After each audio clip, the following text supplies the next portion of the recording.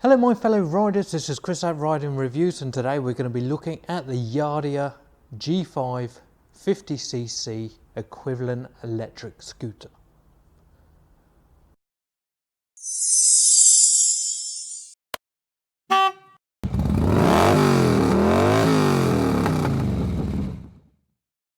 Now I know that most of my reviews at the minute are a little bit on hold because there's not really a lot selling in the motorbike industry at the minute due to the fact that it is really cold, really foggy, roads are a nightmare, and quite a lot of people, unless they don't have to, aren't really riding motorbikes at the minute.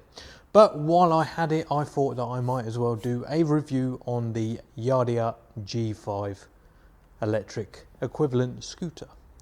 And we're going to do this a very similar way to what we normally do: spec, design, comfort, cost of riding, and pros and cons. Now, as you can see, this is the Yadea G5, and it is a very well put together motorbike or scooter or whatever you want to put. So there's quite a lot of little things on here that I'll go through, and it just makes everything look nice, tidy, and the little things like the sprung loaded bag holder, sprung loaded rear feet rests, the carry compartment underneath where the battery is. All of these sort of things are really nicely done, really nicely designed, and yeah, so we'll go through those. So spec, this bike is 3.5 horsepower. Take the lexmoto Echo for example, that is 2.5. So horsepower wise, this has got more horsepower, even though it's electric, so it works slightly different. The way they do the work out horsepower on an electric bike is slightly different to how they work it out on a petrol bike. Petrol bikes are done at peak performance, whereas electric vehicles are done over a extended half an hour period. So they work out the peaks, the drops and all that, and put it all into a mesh and then pull out the average. So electric's done on an average, petrol is done on peak. The battery on this is 60 volt, and that comes in at 26 amp hours. Amp hours, not amps, amp hours. The battery produces 23 watts of power, and that's about 60 volts. And apparently it says on the Yadea website that it produces 120 Newton meters of torque.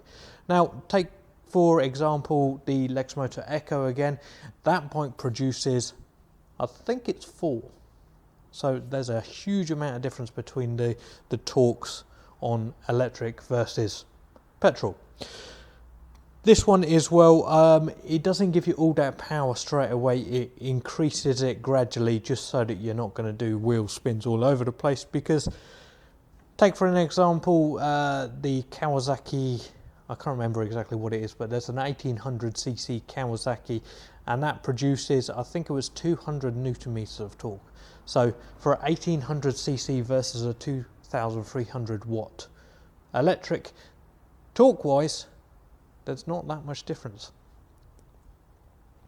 So we'll go and have a look at the battery, and I'll explain exactly how the battery works. Here is your Yadea battery, and there is an external way to test the voltage on this. Make sure that it's got some power, and you can also charge this external of the bike. So you can leave the bike downstairs, you can take this upstairs and charge it there. Now, this one is designed the same way as a Tesla is. So there'll be a picture up here of a 1650 battery, and inside of here there is 160 of them. So take for example your laptop, an older style laptop will have 6 of these cells in there, and that will give you 4 hours of laptop time. This will give you 45 to 55 kilometers of range at 30 miles an hour, or 45 kilometers an hour. Now all this box contains, as I said, is 160 of those 1650 cells. a battery management system, which means that when you charge in it, it distributes the voltage across those cells equally.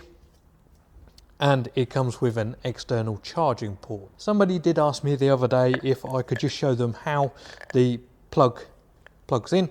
So you've got the normal wall socket that goes straight into your wall outlet, and you've got the socket for the charger, and all you do is plug it in, put it on charge, and this should take, in theory, somewhere in the region of 6 to 8 hours to charge from 0 to 100%. Another thing with the BMS system on these batteries is they have a surge protection, they have an overcharge protection, and they also have an undercharge or under drain protection, which means that when the voltage on the battery or on one individual cell cluster goes, then it will cut the power completely to the whole system, just so that it protects those batteries. If 1865 cells get below, I think it's 2 volt or 2 to 3 volt, then they start to degrade and they won't hold as much power as they did before. That's what the BMS is designed to stop. So let's take this off the seat for a minute.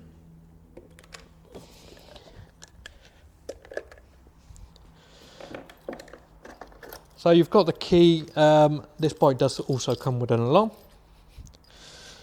So you turn the key backwards to open up the seat, and in the seat there is a picture that will come up now, and there's another hole so you can put in your key to open up the compartment for the battery. So that opens up. This battery probably weighs somewhere in the region of 10 to 15 kilos, so it's not massively heavy at all.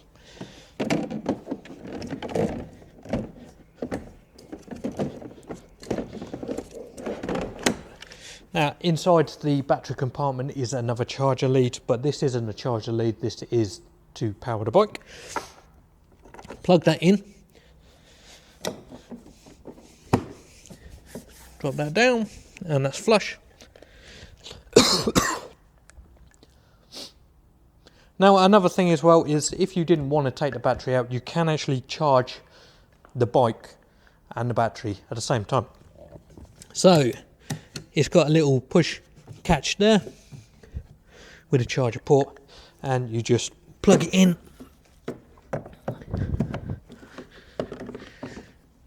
stick it on charge, and then it will charge inside the bike.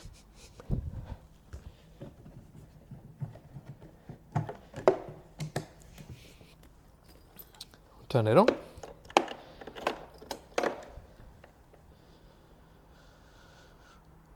Now, at the minute this bike is pretty flat. It's been sitting here for a while and we haven't charged it fully.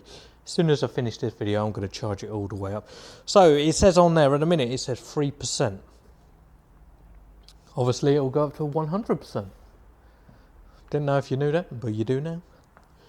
It's got your time, what mode you're in. So this one has an eco mode and a sports mode, and it has a Bluetooth connectivity, so you can connect it to your phone.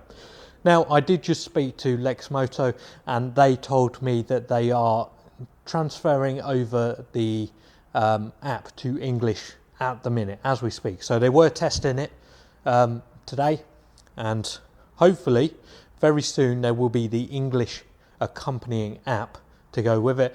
I don't actually know what this app does, but as soon as it comes out, we'll do a video on what exactly it does.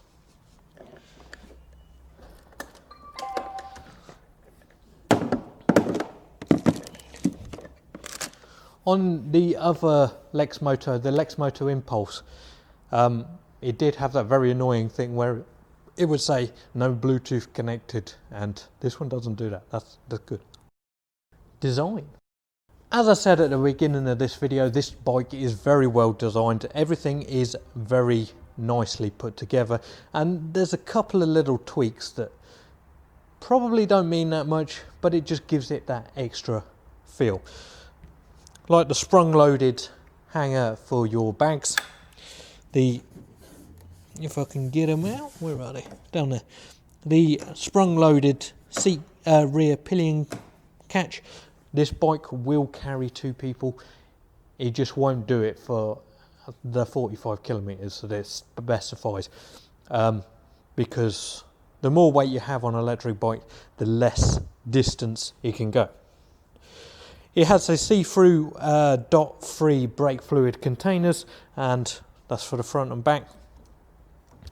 Mirrors are fairly wide apart on this, so you're going to be able to use those up to about 75% of the whole mirror. So obviously you'll need to adjust them for you, but they will be able to do about 75%.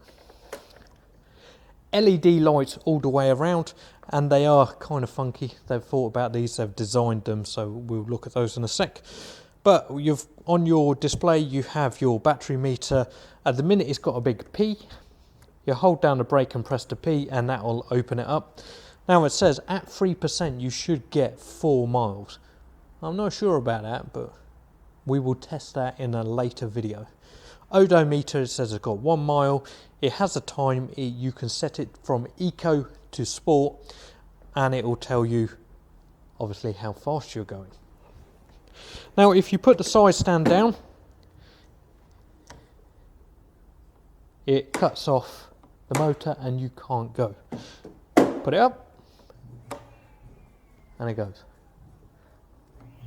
You'll definitely be able to hear that coming down the road. I don't think so. Right.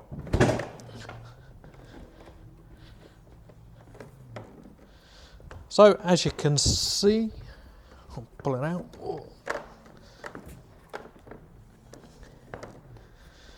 So it has nice lights on the front, that running light as well, and we'll stick it high beam, low beam. High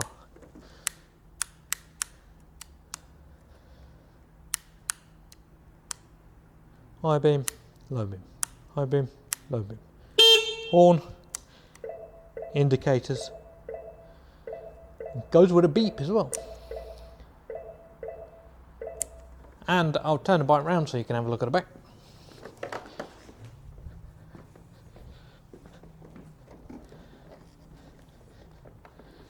So I don't know if you can see that properly, but again, there's a little bit of delay on those brake lights. Not a lot, but there is definitely a delay. Comfort. This seat is fairly soft, and I'm sure that it will get softer over time. The suspension is fairly hard at the minute, but it will soften up again over time. Your seating position is quite nice. Your legs are flush with the seat, and you will get some wind protection from the front guard as well. Cost of riding. Now this bike costs £1,799, and that is after you get the Olive grant, which is OLEV grant.